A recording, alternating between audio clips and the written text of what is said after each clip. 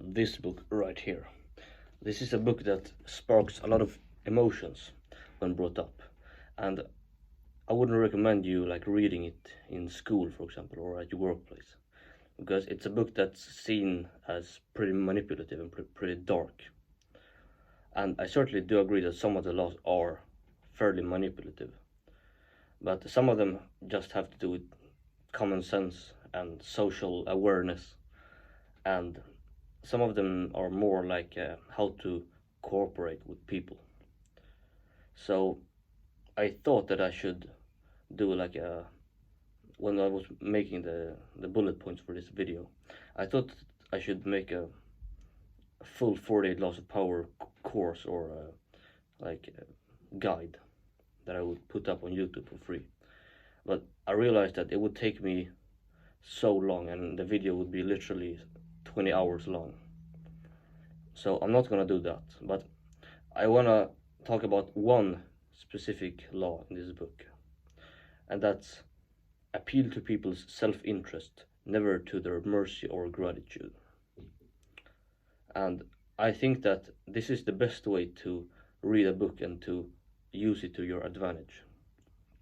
So when you're reading a book, we're taught from early childhood to just read from cover to cover and then sort of enjoy the book like you would read fiction. But the way I like to read books, especially like self-improvement books like these, is to read. You can literally do like this, and then take a random page and then read something out of it and then try to implement it. That's literally the best way the way I would recommend you read books. You can obviously, I've read this cover to cover as well, but if you want to just get as much value in as little time as possible, you could do that. That's like the most important thing for learning something, is to implement it. That's why if I were to ask you to tell me the content of a book you read, you probably couldn't tell me, because you haven't incorporated it into your daily routines. You don't use the knowledge, and when a piece of information is not used, then it just evaporates, because you're telling your brain, I don't need this information, you better just get rid of it to save some energy. So I want to explain this law, and then I want to give you some practical tips, some practical steps that you could take to make your life better using this law. So in the 1960s, there was a person, a scientist called something Milgram, I think Stanley Milgram, and he conducted these experiments, which this was, so the background was basically during World War II, we saw that a lot of quote-unquote normal people, ordinary people, did a lot of very hideous things. And the guards at Auschwitz, for example, what they did was beyond what any reasonable human would do, or what we would call reasonable in normal day language. Even though the idea that anybody could be forced to do that was like a pretty discussed at this point. And these experiments were meant to analyze that idea and to see if it's true or not. So these experiments basically tested ordinary people's obedience to authority. So the experiment was basically conducted like this. So the test person would be set in a chair and was instructed to give another person, who they could see on a screen, increasingly intense electric shocks. And these instructions were given by an authority. And to many people's surprise, ordinary people were willing to go very far in punishing and imposing pain on inflicting pain on other people, just to obey the authority and not to get into any kind of trouble with the authority. And so this supported the idea that ordinary people could become Auschwitz Nazi guards. So how can we use this knowledge to our advantage? Well, what this shows is that People are much more cruel than you think. They're not as well-meaning as you think. And they care much more about their own consequences, the consequences for themselves, than about you. So people don't care about mercy, people don't care about gratitude, people only care about their own self-interest.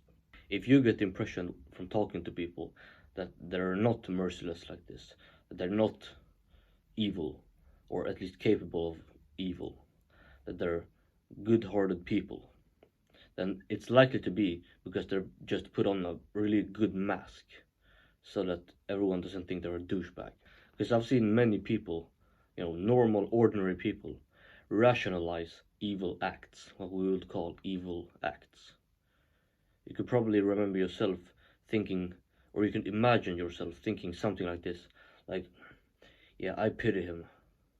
I don't want to do it, but it has to be done. Did you hear that? It has to be done.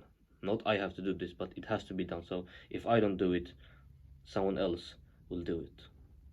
Kind of like putting down a dog, And this could be any situation. And if you can imagine yourself doing that and thinking that way, and rationalizing an evil act that way, then why can't other people do that?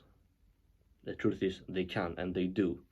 And that's why you can't appeal to people's mercy. You have to appeal to their self-interest. That is, if you want to get out of prison, you tell the guard, if I get out of prison, I can get you money in this way. Or I could free you from this 9-to-5 job and we'll both be happy and live like a good life after. That's how you do it. Don't beg him. Don't you pity me? It's such a bad situation. I'm so miserable. Please let me out. He won't care. People only care about their own self-interest. So unless you're like a hot chick, people won't care about you intrinsically. They will care about you for what you can provide as a man. But that's why people rarely give money to homeless people. So I live in Stockholm and there's a lot of beggars there. Every day I walk past maybe at least 4 beggars. And I've never ever seen anybody give any money to any of those. And it must have been like a couple thousand times. And I've never ever seen even someone walk up to them. Never ever. Everybody just ignores them. So, and this speaks to the same point. And that's why, for example, you should never trust politicians who claim to be driven by empathy, because they're not. They're driven by self-interest. They want to tax the hell out of you, and they want to give some of the money to the downtrodden just to look good, and then take some of the money themselves. Or alternatively, give it to some organization somewhere, and then after their political career is over, they get a nice job there. That's happened to many politicians, among them one prime minister from Sweden. So yeah, don't believe when people say they're driven by empathy either, like politicians. Don't believe that. And this need to appeal to people's self-interest, it applies to so many other situations than you think. It even applies to being friends with a guy. So you've probably had some friend in the past, or maybe been one of those, who kind of wants to hang out with you, or you want to hang out with them, but the interactions are never like mutualistic. You don't get anything from it. They're not mutual. Like, there's a thing in biology called mutualistic symbiosis, and it's when two creatures live together in harmony and gain from each other. And if your friendships are not like that, then there's a very high likelihood that not only you will break up, or they will break up the friendship, that your reputation will be ruined. And that is one of the worst things that can happen. And you might say, don't people just love me for who I am? Well, maybe a mother does, but nobody else, basically. So, and you don't even do that, because when you succeed, you love yourself way more than when you fail. Isn't that right? Yeah, so how can you expect other people to behave differently? And when I say this, this might sound kind of, depressing, cynical, blackpilling, whatever you want to call it, right? But you can also use this information to build really strong connections between people, because it's completely unreasonable that to just get what you want yourself while not providing anything. So when I say that people only care about their self-interests, it doesn't have to be a bad thing, and I'll try to explain to you how you can make something good come out of that. So one of the ways you can do this is to put yourself in other people's shoes. Imagine how they think about the world. Imagine that you're them and you can see everything from their perspective. Imagine how they would act, how they would feel, how they would think. So for example, if you're trying to expand your social circle, then the first step, obviously, you need to get one friend. And how would you do that? You appeal to his self-interest. But how do you know what his self-interests are? What is he interested in? Maybe he's an intellectual. So I've known guys who are very smart, but they don't have any friends. And they can be very good to be friends with for obvious reasons, like if you need help with something difficult. You might call them nerds. And there was one guy from middle school, and he used to be interested in these really interesting, really intricate political ideas. Like he was basically a communist. And I listened to hours of him talking about communism and this and that, and we were discussing, and he probably didn't have anybody to talk to except me. And that made me extremely valuable to him. So because like if someone's starving, then the person who gives that person food is gonna be like is gonna have the power. So and then I could I won't say use him, but I used him. I used his help. I got help from him on other things, on projects and so on, and saved a bunch of time, even though I was seemingly wasting my time discussing political ideas like Marxism and so on with him. But there are people like that, intellectuals, who feel like they don't have anyone to speak to. And if you can be that guy who tries to really understand their ideas and their mind, then you'll become a very good friend for them. So maybe this new person, this new guy that you're trying to become friends with, maybe he's into the gym. Then it's very good if you can show him something that you know that he doesn't. Gain his respect in some kind of way. So why don't you just, you hear he says, I go to the gym, and then you drop down and do like handstand push-ups if you can do that. So like that's a very good thing to know, just be able to do handstand push-ups, and I'm training for that. So yeah, that's also a very like good thing to have in your back pocket, something like that. So maybe meet a guy who you wanna become friends with, but he doesn't have any apparent interest. But then you can just appeal to whatever a guy wants in his heart, what he most desires. And yeah, so one way to do that would be to introduce him into your social circle, and then he'll get some thoughts, some ideas, some hope, and then he'll see you as that friend who gave him those opportunities, if you know what I mean. But that is maybe not gonna work for the first guy. So you first have to have at least small social circle before you do that. But that just shows that once you get a social circle, once you get some friends, it's much easier to get new friends. So it's like a system, it's like a snowball that spins and gets bigger and bigger. But before you can do that, before you have that system, before you have that snowball that just rolls on its own and becomes bigger and bigger like a company, it grows automatically, you first have to put in the work. You first have to, so it's always like that. The hardest part of the journey is in the beginning. If you want to become a good guitar player, you have to practice and practice for hours to get the fundamentals in. And once you get the fundamentals and learn some chords, then you can start to experiment. And it goes like this, like exponentially, how much you can experiment based on like your level of the knowledge of that thing. So first you have to do the hard work, then it becomes so easy, and you can start to become more creative after that. So when you appeal to people's self-interest, you don't want it to be overt. That's just cringe and creepy. You don't gonna walk up to a guy and say, "Look, here's how we can establish a mutual friendship. I'll get you this and you'll get me that." That's just really weird. But you can do it through insinuation, through covert methods.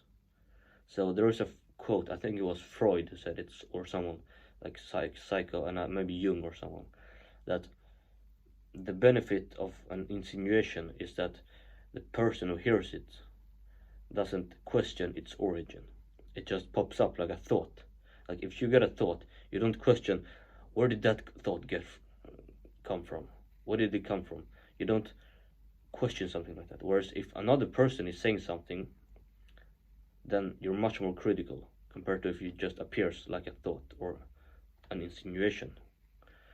So an insinuation makes it appear as though the person thought it up himself, and therefore he doesn't question the thought's origin. So one of the ways to give other people the impression that they can get something from being in a friendship with you, or friendship, or even like a romantic relationship, but let's talk friendship now, is that they see you as an authority. Because from authority you can learn. People are desperate for mentors. If you got a mentor on how to make money, or how to get stronger, or how to get more articulate, you'd be willing to pay to do that, right? So if people can see you as an authority, if you can make them respect you, then it's going to be much easier to get into, friendships with them, and get them into your social circle, and get them to recommend you to others, and so on.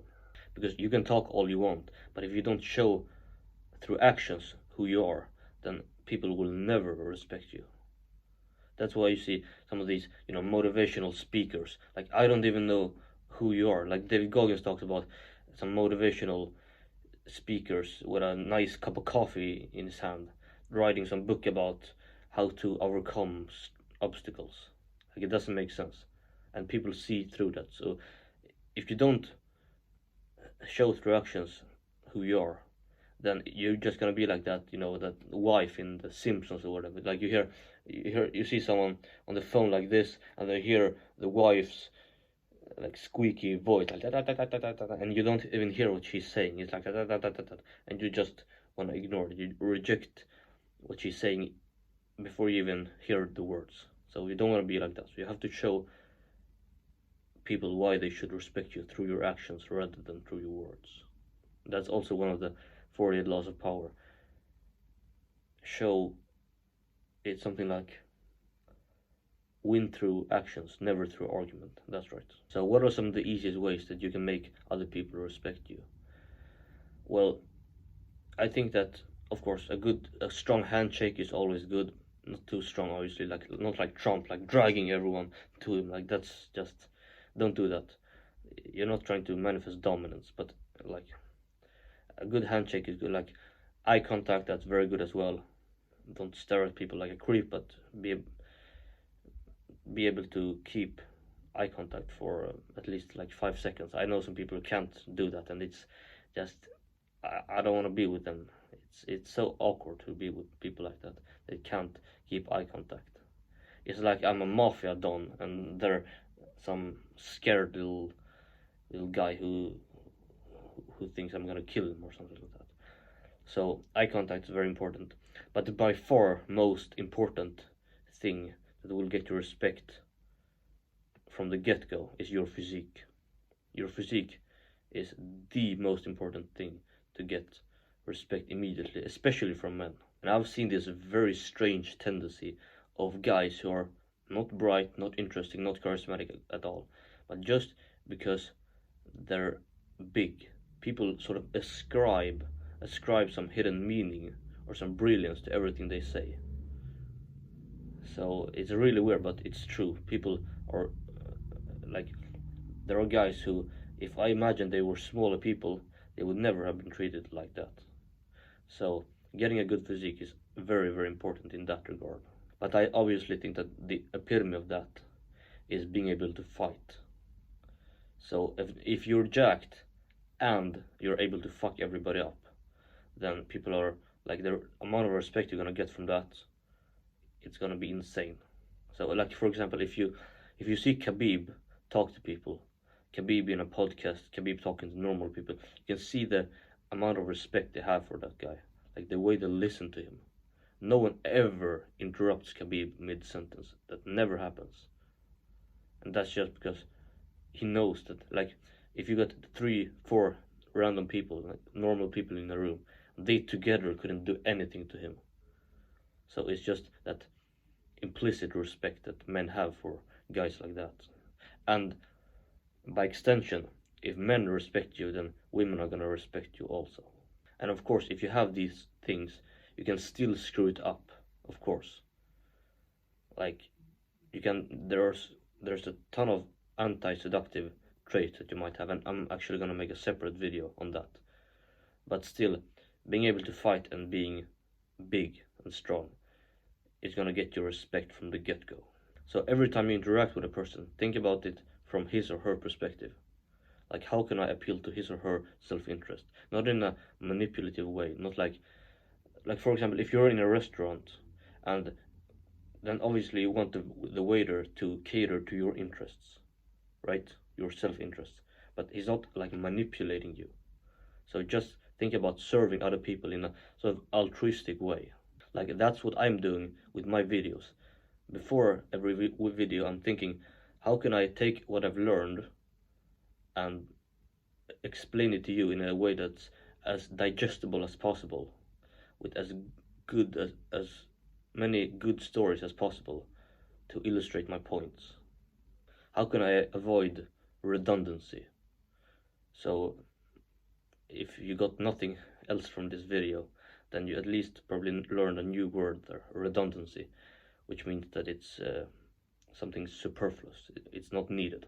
It's like too many words.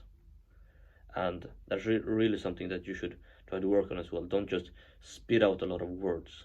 Actually try to be as concise as possible with what you're saying. It's going to help you in so many ways, because people don't want to hear you just taking up all their time. They want to hear you getting the point across. So think about it in this way.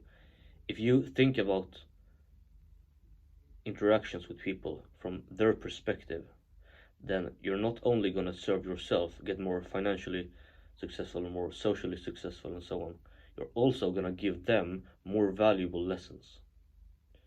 So appeal to people's self-interest, never to their mercy.